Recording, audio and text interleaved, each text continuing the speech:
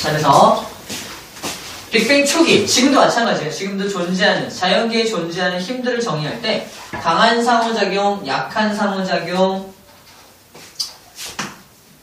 그 다음에 뭐 중력, 전자기력, 이렇게 네 종류의 힘으로만 정의를 합니다. 힘의 종류는 사실 중학교 때 배웠던 힘의 종류는 뭐 있어요? 중력, 부력, 마찰력, 그건 아니고요. 마찰력, 탄성력, 전기력, 자기력 6개를 배워요. 근데 지금은 이렇게 네 종류의 힘을 배웁니다. 왜 그러냐면 처음에 빅뱅 초기에는 막 뭐 어떤 물질들이나 힘들이 혼재되어 있고 막 그런 상태였다 그래서 전기력과 자기력도 전자기력이라고 하는 통일된 어떤 힘으로 배웁니다. 사실 전기력과 자기력은 다른 게 아니에요. 거의 비슷한 같은 개념이에요. 유일하게 여기 통일할 수 없는, 합쳐질 수 없는 힘이 중력이라는 힘이고요. 완전 별개의 힘이 강한 상호작용과 약한 상호작용입니다.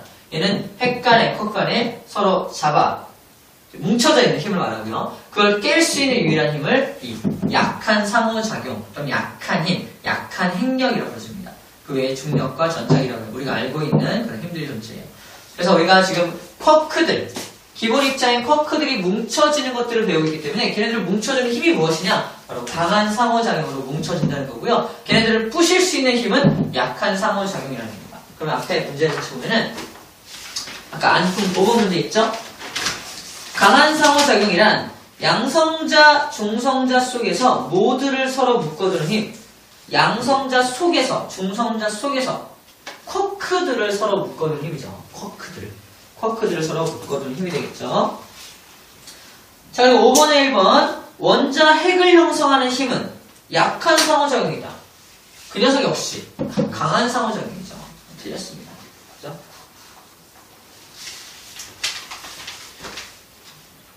자, 힘은 이 정도 정리해주면 될 것 같고요. 물리라는 걸 배울 때 다시 한번 이 힘들을 자세하게 배울 겁니다. 자, 그리고 이제 원자의 형성 과정 3번입니다. 1번과 2번까지 있고요. 원자가 형성되는 과정을 볼게요.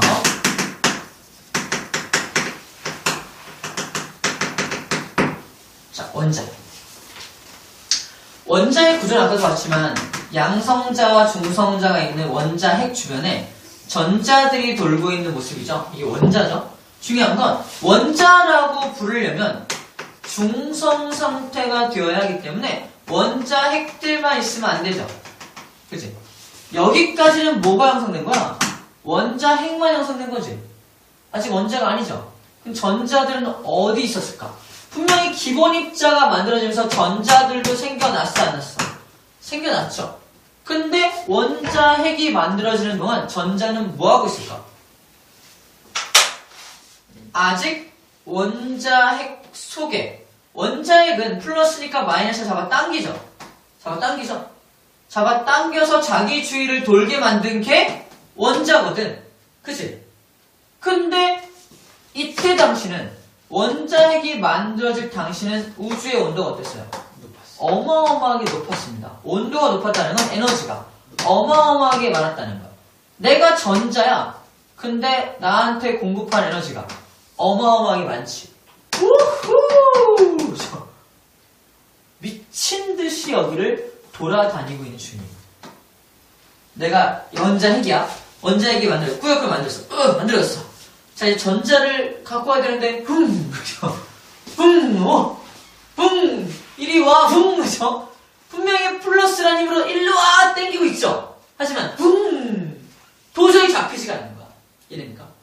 도저히 잡을 수가 없는, 전자를 잡아줄 수가 없는 거야. 즉, 원자를 형성할 수가 없는 거야. 그래서 얼마를 기다리는 거야? 38만 년을 기다려요. 걔를 잡으려고. 우주의 온도가 어마어마하게 떨어질 때까지 기다리는 겁니다. 전자 입장에서 뿡 가다가 시간이 오래 지나면 우주온 떨어지죠. 우주온도가 떨어지면은 그래서 아싸 차고 우와 날려오는 거예요. 그래서 그제서야 뭐가 형성될 수 있다? 그제서야 원자가 형성될 수가 있는 거예요. 그 전에는 형성될 수가 없는 겁니다. 그래서 이만큼의 기간이 필요했던 겁니다. 이 기간은 무슨 기간이야? 우주의 온도가 식는 기간이야. 우주의 온도가 식어야 전자를 잡을 수가 있으니까. 이해됩니까? 그러면 38만 년이 지났을 때 그때 당시에 우주 온도가 몇 도라는 거야? 약 3000 켈빈, 2727도 정도 됐을 때 드디어 전자들을 구속시킬 수 있다는 거예요. 구속된 전자라고 해요. 구속된 전자. 구속된 전자. 그 전에 미친듯이 돌아다니는 이 전자들의 이름이 뭐예요? 자유전자입니다. 자유롭게 돌아다니는 전자. 자유전자들은 그래서 막 자유롭게 움직일 수 있는 거예요. 자유전자들. 그래서 이 자유전자가 막 움직이면서 전류를 통하게 하는 거지. 그지? 봐봐. 얘도 분명히 원자로 되어 있죠. 원자면 전자 있죠. 양쪽에 플러스 마이너스 걸면 전기 통해 안 통해? 안 통해요. 전자인데 왜 안 통해? 전자가 흐르면 전기 통하는 거 아니야? 얘는 구속된 전자니까 딴 쪽으로 이동할 수가 없다고요. 전기를 통하게 하는 건 둘 중에 어떤 전자야? 자유전자만이 전기를 통하게 해주는 겁니다. 여기 자유전자가 있어 없어? 거의 없습니다. 그럼 자유전자가 있는 건 누구냐? 전기 잘 통하는 건 누구예요? 도체 또는 금속이에요. 금속. 탱탱한 금속. 금속입니다. 금속은 자유전자가 풍부하죠. 그래서 전기를 플러스 마이너스 걸면 전기가 잘 통하는 거예요.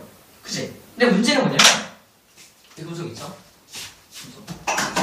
금속은 어떤 특징이 있습니까? 반짝반짝거려요. 그치?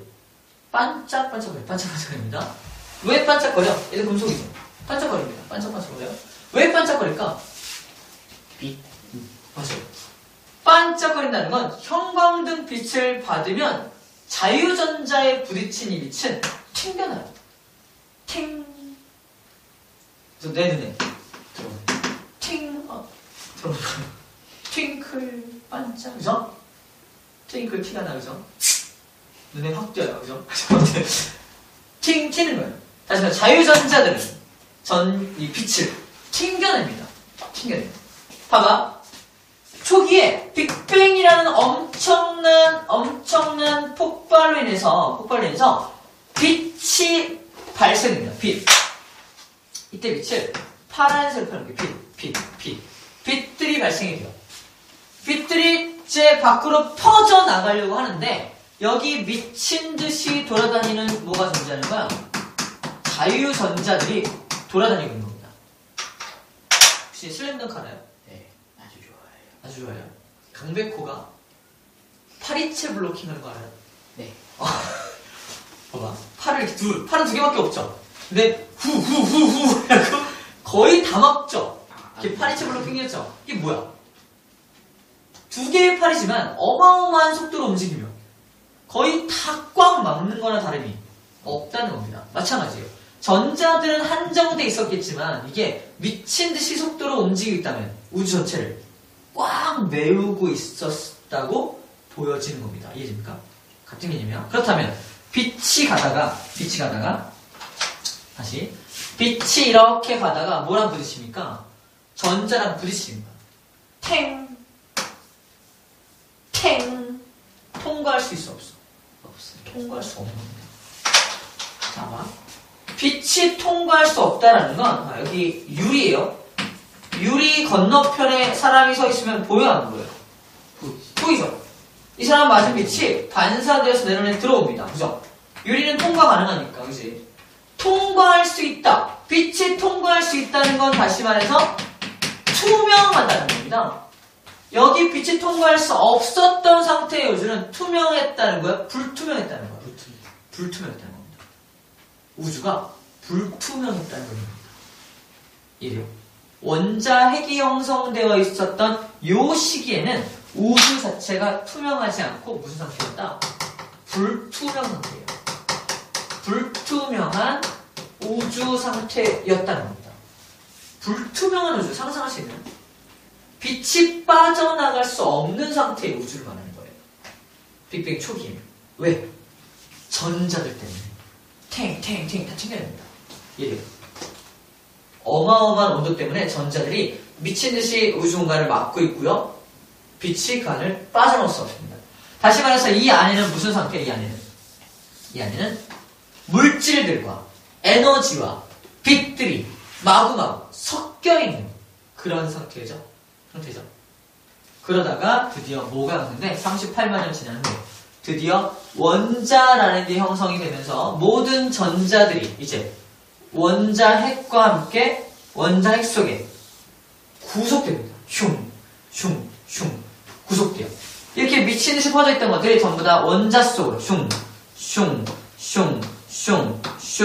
원자 속에 이렇게 구속돼서 요 궤도만 돌죠. 전자들 요 궤도 이렇게 도니까 나머지는 지금 다 뻥 뚫려 있는 전자가 존재하지 않는 영역이 생겨나는 겁니다.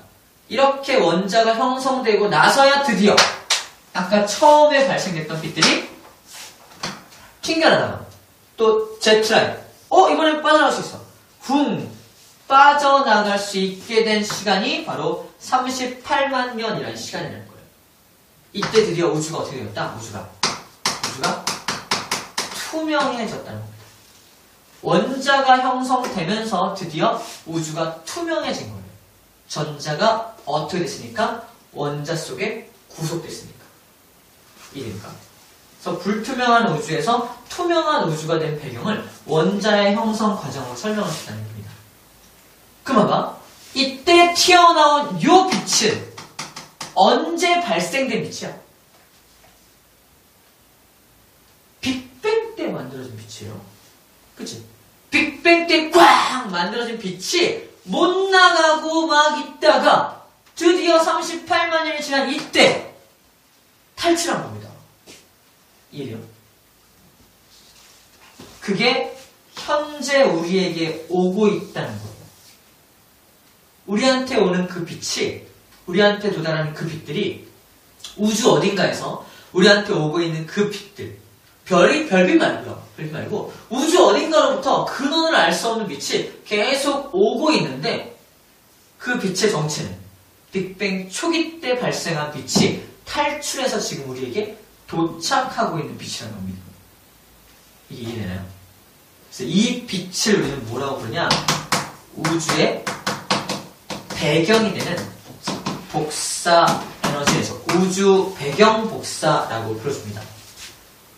빛이 지금 올 수 있는데 빛이 이렇게 낮은 온도를 통과할 수 있으려면 우주 공간은 아무것도 물질이 없죠. 그걸 이제 에너지가 통과할 때는 복사의 형태로 올 수밖에 없고요. 우주의 배경이 된다. 이걸 분석하면 이 빛들을 분석하면 우주의 구조를 알 수가 있거든요. 그래서 우주가 어떤 배경을 갖고 있는지 알 수 있는 그런 빛이에요. 이걸 우주 배경 복사라고 불러줍니다. 이 우주 배경 복사가 지금 우리한테 관측이 된다면 뭐가 맞다는 증거가 되는 거야? 빅뱅이 맞다는 증거죠.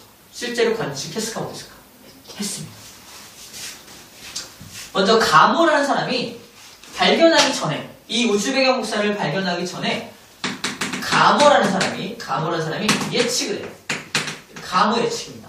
만약에 빅뱅이 맞다면 그리고 38만 년에 원자가 형성됐다면 당시에 탈출한 빛들이 지금 우리에게 도달하고 있을 것이다.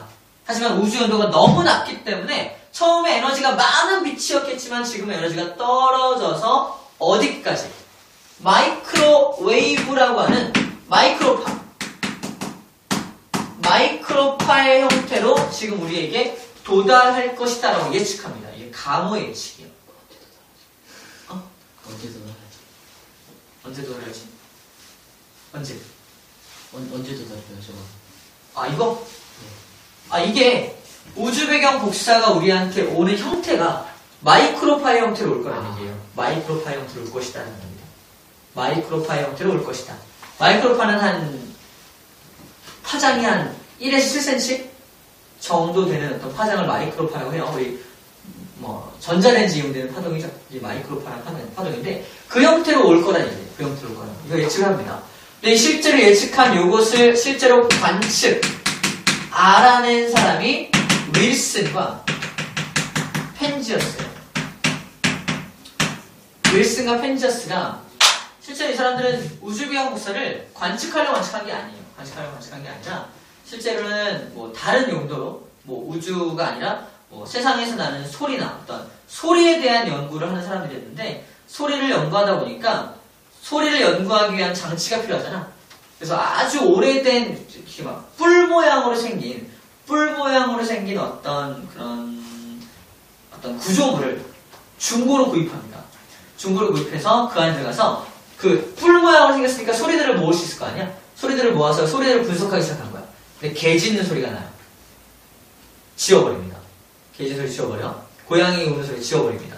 세상에서 우리 지구라는 세상에서 발생할 수 있는 소리를 모두 다 지워버려. 다 지워버립니다. 다 지워버리고 예측 가능한 모든 소리는 다 지워버립니다. 그래도 절대로 지워지지 않는 소리가 있더라는 거예요. 절대로 지워지지 않는 소리. 이건 도대체 정체가 뭐야? 이 잡음의 정체는 뭘까? 내가 예측한 세상에 존재하는 모든 소리 다 지우고요. 우주에서 발생할 수 있는 내가 알고 있는 모든 우주에서 발생할 수 있는 소리는 다 지웠음에 불구하고 계속해서 들려오는 이 소리의 정체. 그게 바로 마이크로파 형태로 오는 우주 배경 복사가 이건 예측하지 못했던 거죠. 이게 계속해서 오고 있었던 거예요. 나한테. 그래서 윌슨과 펜저스는 그래서 우주 배경 복사를 사람들이 밝혀낸 겁니다. 이 사람들은 노벨상 받아요. 노벨상. 우연히 노벨상 받는 거죠. 다른 거 연구하다가 이거 뭐지? 하다가 밝혀낸 거예요. 이 사람 지금은 할아버지가 돌아가실지 모르겠는데 윌슨과 펜저스라고 인터넷 치면은 우주 배경 복사를 발견하게 된 계기를 다큐멘터리로 만든 게 있어요. 우주 배경 복사를 어떻게 발견했는지. 그래서 그 구조물을 구입하는 것부터 해서 비둘기똥을 치워가면서 했던 뭐 이런 것도 나오는데 중요한 건 이 사람들은 되게 우연하게 발견했고 이 사람들이 밝혀낸 것이 우주 배경 복사를 감호의 예측을 처음으로 알아낸 사람들이라는 거예요. 그 공로를 인정받아서 노벨상까지 받게 됩니다. 죽을 때까지 평생 연구받고 살았습니다. 자, 이 사람들이 발견한 우주 배경 복사. 그래서 우주 배경 복사라는 게 밝혀지고요. 이것들을 이제 지금은 인공위성으로 찍을 수가 있어요. 인공위성으로 찍어놓은 것이 바로 25쪽의 맨 밑에 있는 그 우주 배경 복사를 코비 위성과 WMAP 위성으로 관측한 모습입니다. 자, 거기 보게 되면은 이렇게 돼 있어가지고 대부분 다 균일하게 우주 배경 복사가 균일하게 거의 도달했어요. 거의 균일하게. 봐봐. 원자들이 쭉 형성되면서 빛들이 균일하게 빠져나오겠죠. 그치? 빛들이 균일하게 쭉 빠져나오니까 지금 우리가 관측하더라도 균일하게 나오는 빛을 관측할 수가 있는 거야. 그런데 가끔 가다가 거기 시커멓게 그 빛이 도달하지 않는 부분이 있죠. 이건 뭘까? 다시 말해서 균일하지 않은 불균일한 부분이 의미하는 것이 무엇이냐? 불균일한 부분에 바로 원자들이 많이 뭉쳐있다. 다시 말해서 여기에 별들의 집단이 여기에 있기 때문에 여기는 빛이 빠져나올 수가 없는 겁니다. 이래요. 다시 말해서 여기에 뭐가 많이 있는 곳이다. 성운이나 성단 이런 우주를 구성하는 어떤 성운이나 성단, 은하 같은 것들이 존재하는 부분이라는 거예요.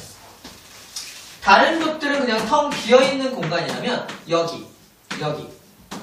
여기에 은하들, 성단들이 있을 만한 확률이 높은 부분이라는 거지. 우주 전체의 지도가 그려진다는 겁니다.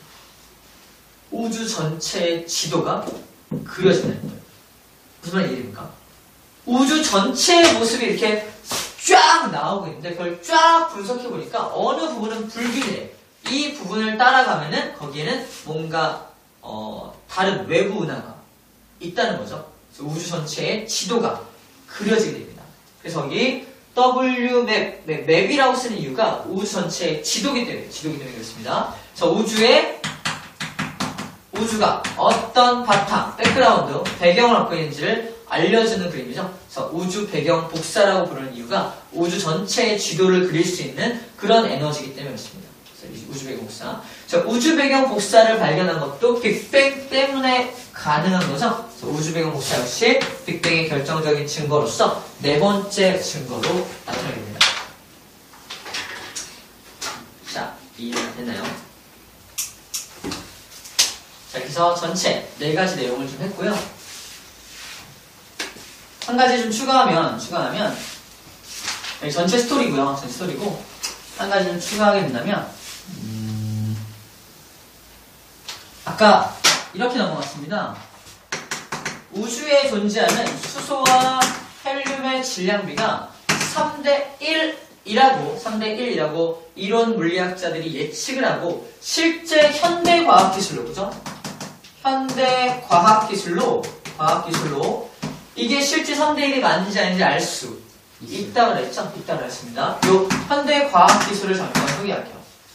이게 뭐 어려운 내용은 아니고요. 현대 과학기술장에서 어려운 내용은 아니고 이게 태양이에요. 태양에는 대기가 있을까 없을까? 이 대기 있어요. 태양은 어떤 성분으로만 되어 있냐? 전부 다 수소와 헬륨 덩어리예요. 수소와 헬륨 덩어리입니다. 수소와 헬륨 덩어리. 그러면 이 태양이 수소와 헬륨으로 되어 있다는 걸 어떻게 알았을까? 가봤나요? 아니요. 안 가봤죠? 이제 어떻게 알았을까? 바로 이거예요. 자, 뭐냐면요. 태양에서 오는 빛 있죠? 태양에서 오는 빛은 우리가 알고 있어. 태양에서 오는 이 빛을 프리즘에 통과시키면 어떻게 되나요? 빨간 초. 그렇죠. 빨주노초 환원부로 이렇게 나눠주죠. 쭉 연속적인 스펙트럼의 형태로 나타납니다. 그죠? 맞죠? 근데 이 빛은 태양에서 직접 나온 건데 어디를 살짝 통과해 나온 거예요? 태양의 대기를 살짝 지났다가 나온 거죠. 그지? 그러다 보니까 이 스펙트럼을 자세히 들여다보면은 원래 빨주노초 환원부가 쭉 나와야 되는데 중간중간 까맣게 중간중간 까맣게 흡수된 흡수 스펙트럼이 있습니다. 봐봐, 무슨 말이냐면 원래 태양빛은 빨주노초 환원부가 주르륵 나와야 되잖아. 근데 더 자세히 쫙 세부적으로 보면은 아주 약하게 까만색 선이 600개가 넘게 있어요. 600개 넘게. 그게 이 책에 24쪽에 맨 밑에 적혀 있습니다. 태양의 스펙트럼에 프라운호퍼 선이라고 하는 흡수선이 무려 600개의 흡수 스펙트럼이 나타납니다. 약간씩 있네. 있죠? 그게 뭐냐는 거야? 바로 대기를 통과할 때 원래 태양에서 나오는 거는 연속 스펙트럼에 해당하는 모든 파장이 다 나와요. 근데 대기를 통과하면서 살짝 뺏긴 겁니다. 뺏긴 거예요. 대기라는 기체를 통과할 때 뺏긴 겁니다. 왜 뺏겼냐? 대기가 에너지를 가져간 거죠. 가져갔는데 그 가져간 것들이 이렇게 표시가 나고 있는 거지. 가져간 게 표시가 나고 있는 거야. 그럼 이 표시를 분석하면 이 대기의 성분이 무엇인지 알 수가 있다는 겁니다. 대기 성분이 뭔지. 우리 책에 수소의 스펙트럼 땅땅땅 찍혀있죠. 헬륨의 스펙트럼은 이렇게 되어 있습니다. 그래서 여기에 수소가 들어있다면 대기 성분에 수소가 있다면 여기 1번과 2번에 흡수 스펙트럼이 나타나야 돼. 실제로 태양의 스펙트럼 분석해보니까 1번에 해당하는 것과 2번에 해당하는 게 딱 있다라는 거예요. 아, 태양의 대기에 여기 흡수 스펙트럼이 나타나는 걸 봐서 태양의 대기에는 수소가 들어있구나라는 걸 알 수 있는 겁니다. 그 다음에 헬륨이 만약에 들어있다면 여기가 흡수 스펙트럼이 나타나야 돼요. 태양의 스펙트럼 분석해보니까 여기 역시 선이 나타납니다. 헬륨도 들어있다는 겁니다. 이해됩니까? 그럼 같은 방법으로 우리 태양의 대기 성분도 이렇게 스펙트럼으로 알 수 있다면 이제 우주 전체를 이루고 있는 성분 여기에 수소와 헬륨이 얼마나 있는지를 알 수도 있을까 없을까? 있어요. 우주를 통과해오는 요 빛 있죠? 요 빛을 지구에서 분석하면 여기에 수소에 해당하는 것과 헬륨에 해당하는 것을 통과하고 오겠죠? 여기 나오는 스펙트럼을 분석한다면 수소와 헬륨의 비율이 얼마인지도 알 수 있다라는 걸 얘기하고 있습니다. 현대 과학기술이라고 그래가지고 뭐 되게 거창한 게 아니라 바로 요 원리를 이용한다는 거죠. 그리고 왜 수소는 이렇게 나타나고 왜 헬륨은 이렇게 나타날 수밖에 없냐라는 것을 25쪽 맨 위에서 설명하고 있습니다. 자, 그 내용은 뒤에서 또 나옵니다. 뒤에서 한번 나오니까 그 내용들에 대해서는 뒤에서 자세하게 설명할게요. 이거를 뭐 에너지 준이라는 이름으로 설명합니다. 에너지 준이. 이거 반도체 할 때 설명해요. 반도체 할 때. 에너지 준이라는 이름으로 설명을 할 겁니다. 잠깐 보여주면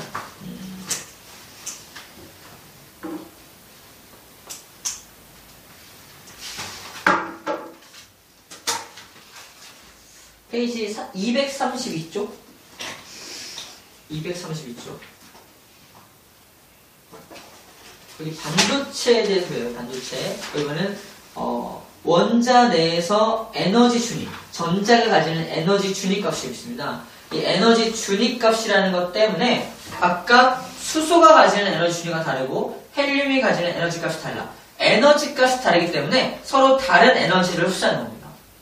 자, 그렇게 정도만 이해를 해주세요. 그래서 에너지 값이 기체들마다 다르기 때문에 흡수하는 선들도 다 다를 수밖에 없구나라는 거. 그래서 우주에 있는 것들을, 우주에 있는 성분들을 충분히 스펙트럼 분석을 통해서 우리가 우주에 있는 성분들을 충분히 알아낼 수 있다는 겁니다.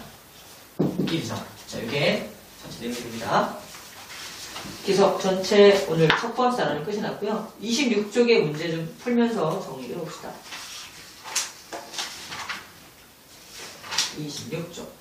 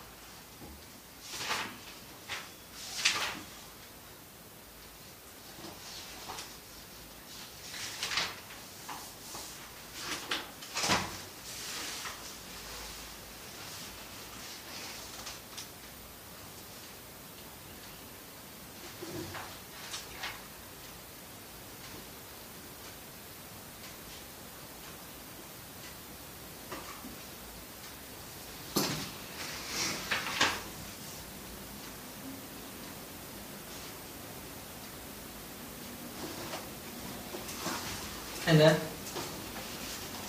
됐죠? 됐죠? 오케이. 또 봅시다. 첫 번째.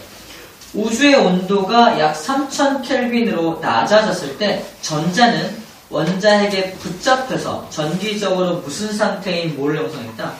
중성 상태인 원자를 형성한 거죠? 중성 상태인 원자를 형성했다. 그지? 두 번째, 원자가 형성되었을 때 빛은 더 이상 뭐의 방해를 받지 않고, 그렇죠. 전자의 방해를 받지 않고 물질에서 빠져나와 우주가 어떻게 됐다? 투명해졌다. 그지? 원래는 불투명했는데 투명한 우주로 바뀌었다는 겁니다. 그지?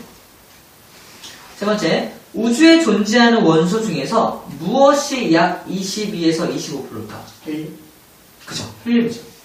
네. 수소와 헬륨이 거의 대부분인데 그 비율이 3대1이래. 그지? 그래서 1 정도의 비율이 22에서 25가 되겠죠? 그래서 약 22, 25가 헬륨입니다. 헬륨이 되겠습니다. 헬륨. 펜지어스와 윌슨과 펜지어스는 하늘의 모든 방향에서 검출되는 마이크로파 잡음이 우주 배경 복사임을 알아내었죠. 우주 배경 복사임을 알아냈습니다.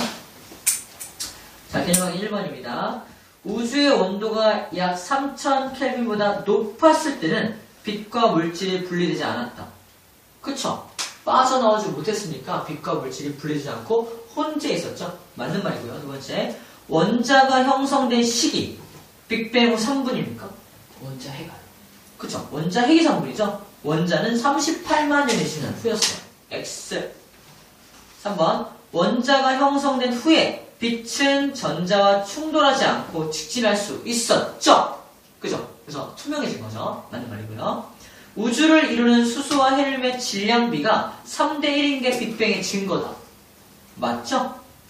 그죠? 질량이 3대1인 게 빅뱅의 결정적인 증거 중에 세 번째였죠. 맞는 말입니다. 2번, 우주의 온도가 약 몇 켈빈일 때 방출된 빛이 3000켈빈. 그쵸? 원자가 형성되었을 때 드디어 빛이 방출됐죠. 그치? 다시 말해서 방출된 빛 밑줄 그어놓고 빛이 방출될 수 있으려면은 우주의 온도가 충분히 식어서 3000켈빈까지 식어야지만 빛이 방출될 수 있죠. 그쵸? 그래서 앞에가 3000켈빈이라는 값이 들어가는 거예요. 그리고 지금 현재 우주의 온도가 약 2.7켈빈까지 낮아졌기 때문에 그때 방출된 빛이 지금 우리까지 오다 보면은 온도가 많이 떨어졌기 때문에 파장이 어떻게 된다? 길어. 그죠? 온도가 떨어지면 파장이 길어지는 거죠. 그죠? 길어져서 현재는 마이크로파로 관측되었다. 이 빛은 무슨 우주론의 강력한 증거?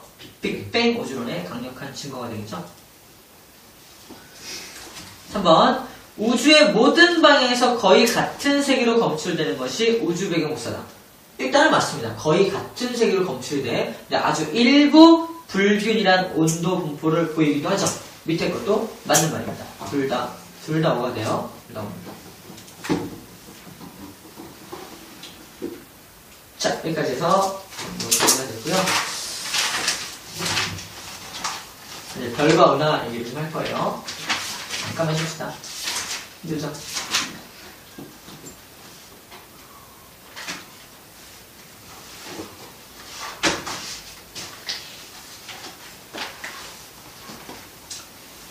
사실 1부가 좀 어렵고요. 2부는 기술과정.